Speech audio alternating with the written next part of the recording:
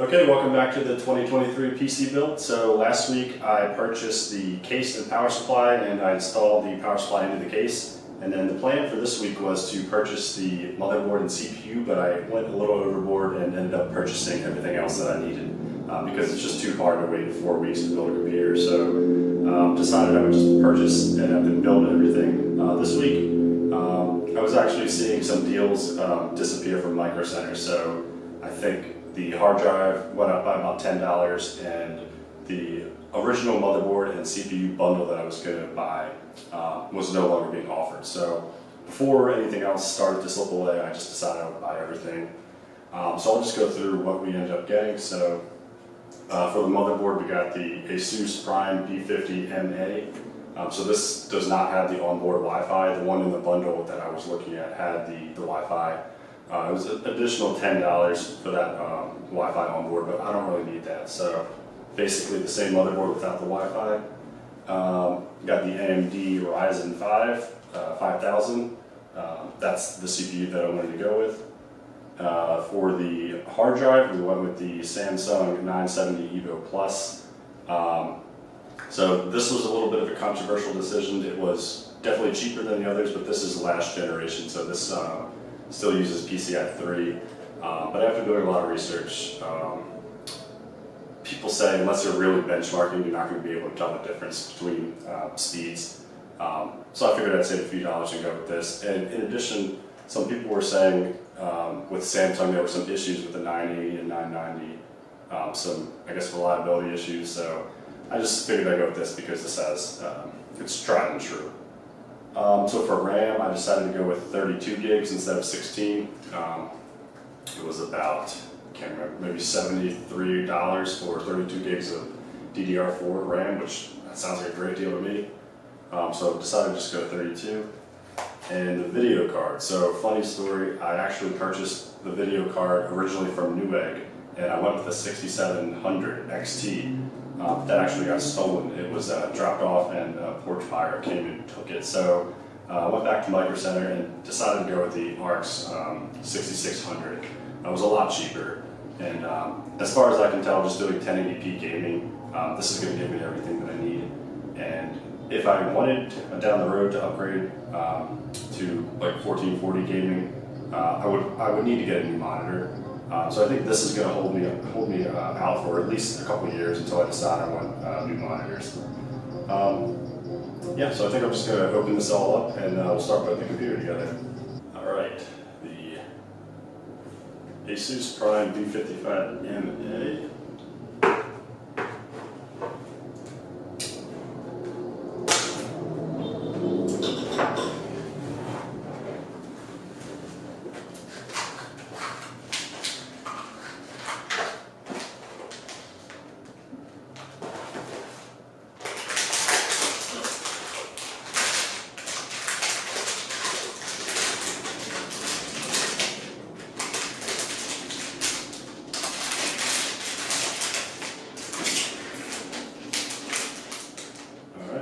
Pretty good.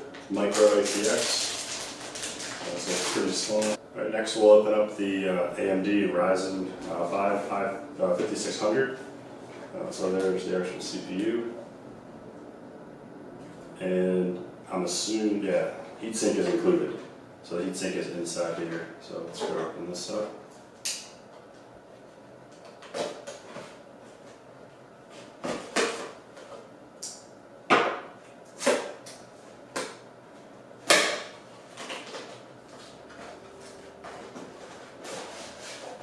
Guessing that's the heatsink.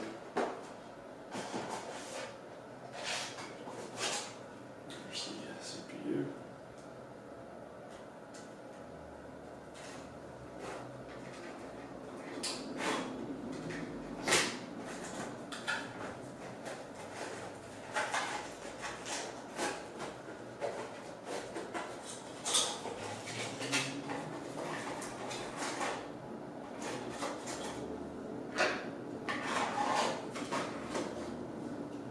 Pretty nice heatsink. Alright, next we'll open up the M.2 hard drive, the 970 EVO Plus. I've actually never installed one of these before. I've never had one, so this should be interesting. Very carefully open this.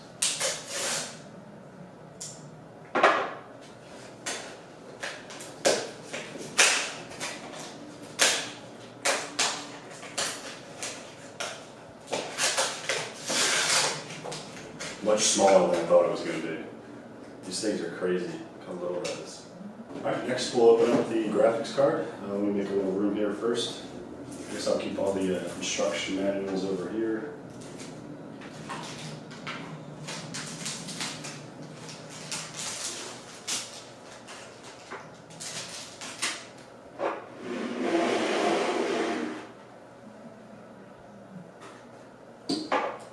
So again, this is the AMD Radeon RX 6600, the Power Color brand. So there were a couple different other brands. I was considering AS Rock, which is like a budget entry-level company from what I understand. But I went with this one because the dimensions were a bit smaller. So this was, I forget, it was under 200 millimeters, I think, whereas the other ones were about 269 millimeters, and this has apparently 270 millimeters of clearance, so I didn't want it to be that close. So this was $20 more. It was a decent amount smaller, so I should have no trouble installing this. So yeah, let's just open it up.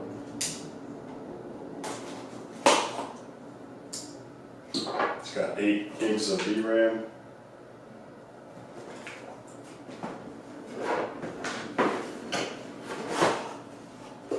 Yeah, it's pretty small. It might be smaller than the last card I had like 10 years ago.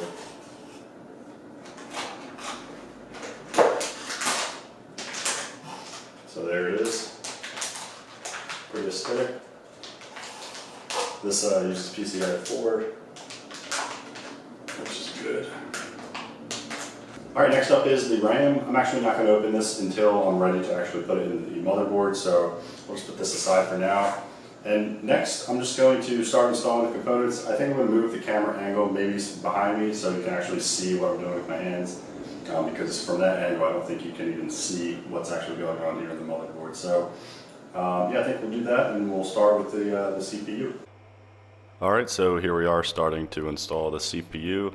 So I'm just unhooking the little clip that is used to hold the CPU in place. And I'm just very delicately opening this because these obviously are very delicate. There's thousands of pins there, and if you bend one of them, then it's not going to fit into the motherboard and you'll have to get a new CPU. So yeah, I'm pointing at, there's a little arrow in the corner of the CPU that corresponds to another arrow in the socket. So I'm just making sure that that lines up. So I'm just very carefully making sure that I understand where I need to place this CPU.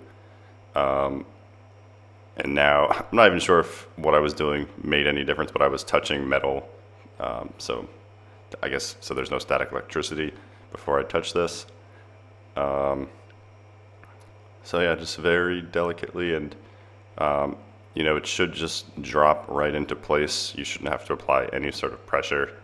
I hadn't done this in several years, so I was just going very slow, just to be sure that no damage occurred. So I think right here I'm trying to orient it the correct way without touching any of the pins. It looks like I might have it this try. No. Other way. There we go. Alright, so here we go. Just basically dangling it over and then dropping it in, not pushing it all, and it looks like it went in. And now I'm just clipping it in with the clip, and looks like it went in just fine. Alright, next up is the heatsink. So I actually bought this thermal paste thinking I would need to apply it, but it turns out the heatsink that came with the CPU already has thermal paste applied on it. I wasn't sure if that was like a protective sticker or something, but it's actually thermal paste. So that's good, we don't need to mess around with the thermal paste. First we're going to need to unscrew these screws here.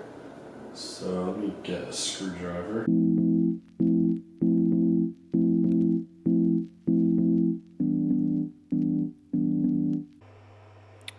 Okay, so here we are installing the fan and heatsink. So like I mentioned earlier, there already is thermal paste installed on it. So I was just going to use that. In the future, I might end up actually replacing this fan, I guess, depending on how well it does a job at cooling. But for now, I'm just going to use this. So yeah, I'm just lining up, and there's my head in the way, so you can't see, but that's all right.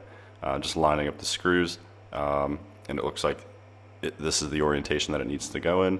So it was pretty simple. There's just 4 screws. You screw it in after removing that bracket that I did earlier. And yeah, it was pretty easy. There's springs on it, so it kind of feels like it's being, there's a little resistance when you push down on the screw, but it feels like it's, doesn't feel like you're breaking anything.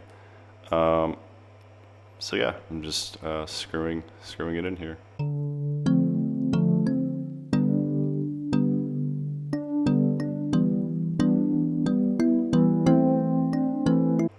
Alright, and now I'm figuring out where to plug in the power for the fan on the motherboard. So I'm trying to read all these tiny little things on the motherboard to locate the appropriate place, and it looks like it's right there. It's kind of covering the RAM a little bit, but it's not that bad. Once I actually install the RAM, I don't even think it touches the wire. So it was a pretty convenient location. It looks like I just did it backwards there, and this might be the right way. And there we go, it's in, and that's it, it's installed. Okay, so next we're going to install the NVMe M.2 drive. So there's actually, looks like there's 2 ports I could use on the motherboard, so I wasn't sure which one to use.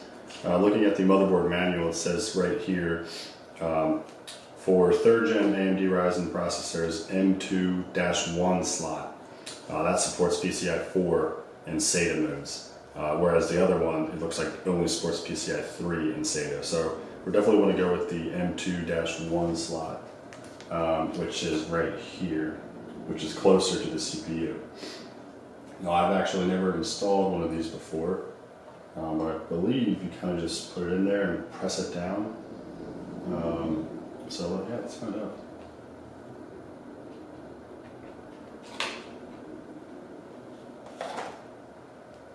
It's extremely small, so I just need to line up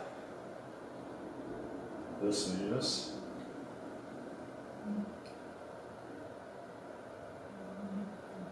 So it goes in at an angle.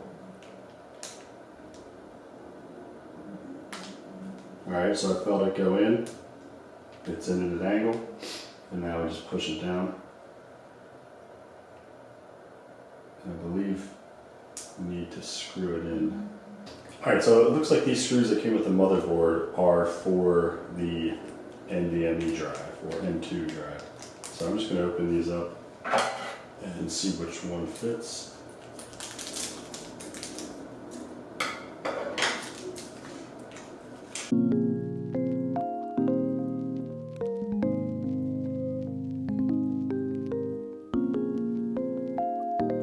Alright, so next I'm going to install the RAM, and looking at the manual here, it looks like the recommended configuration, if we just have 2 sticks, which is what we have, is going to be this middle one here. So DIMM A2 and DIMM B2, and those appear to be the gray, the lighter gray slots.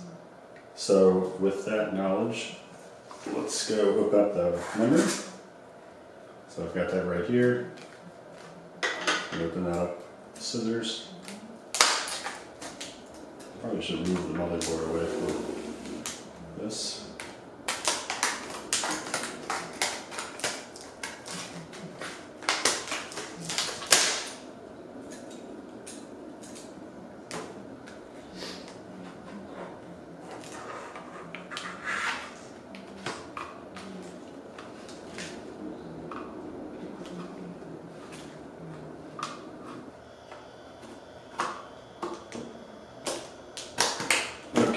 That one went in cleanly.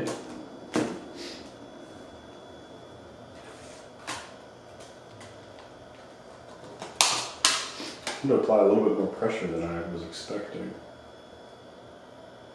Alright, let's do this next one. Let me make sure it's open.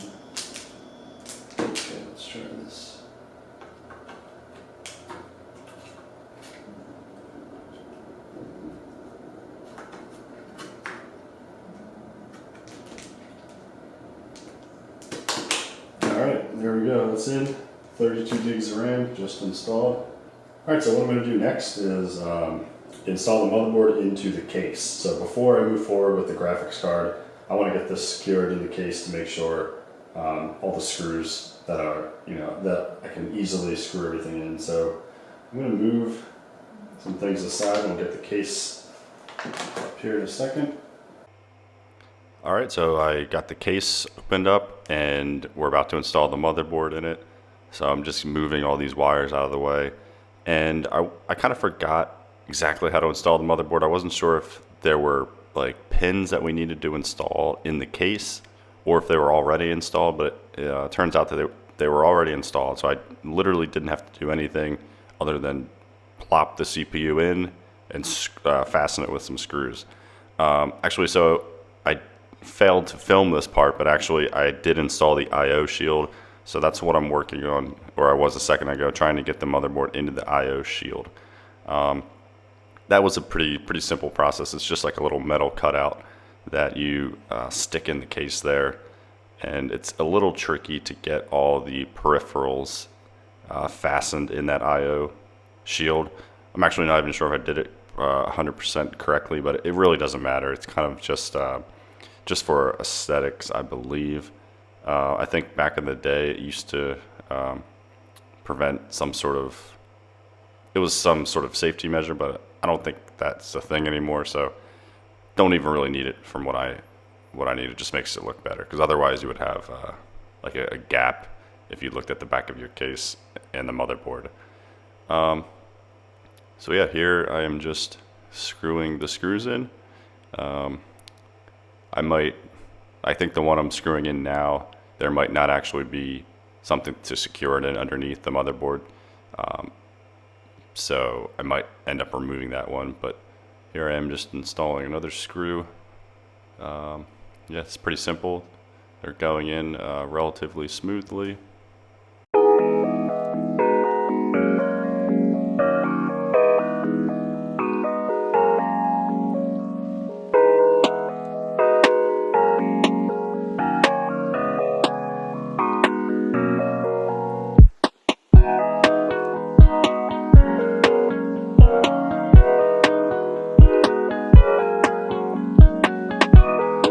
Alright, so we got the motherboard installed, and here we are installing the graphics card. So I'm just removing this little PCI, I guess, shield that the case has by default. So I'm just removing that and then placing it in, making sure that it's in the PCI, the correct PCI slot. And yeah, it's pretty simple. Just kind of line the pins up and push down. And yeah, this is actually the last footage of the install I have because my camera battery died. So after I installed the graphics card here, the only thing left was to install the wires and the power. So I did need to open up the power supply again to add another cable for the graphics card, but it was pretty straightforward. Okay, so welcome to the new build.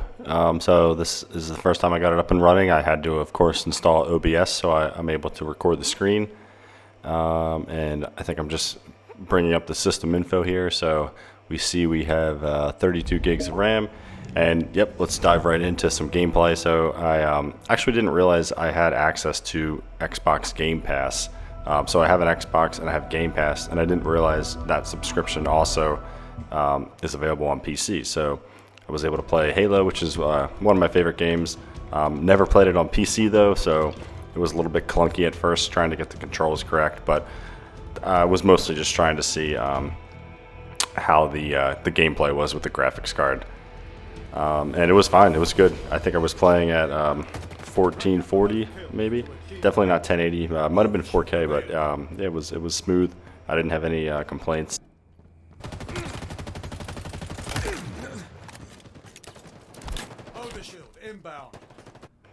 And we'll jump into some Counter-Strike Go. So one of the reasons I built this computer was for Counter-Strike 2 when that comes out in the summer. So just wanted to check out how it was playing Counter-Strike, and as expected, it's running very smoothly. And finally, just a little bit of Minecraft. I've been playing Minecraft a little bit more recently, and it's pretty fun. So I just figured I'd pull it up and see what it was like. And yeah, it's smooth. Yeah, so hopefully this this series was kind of helpful, or at least entertaining for some people. If you're considering building a computer in 2023, maybe this gives you some ideas on what what components you might want to purchase. And yeah, hopefully that was entertaining. And yeah, I will catch you in the next video. Thanks for watching.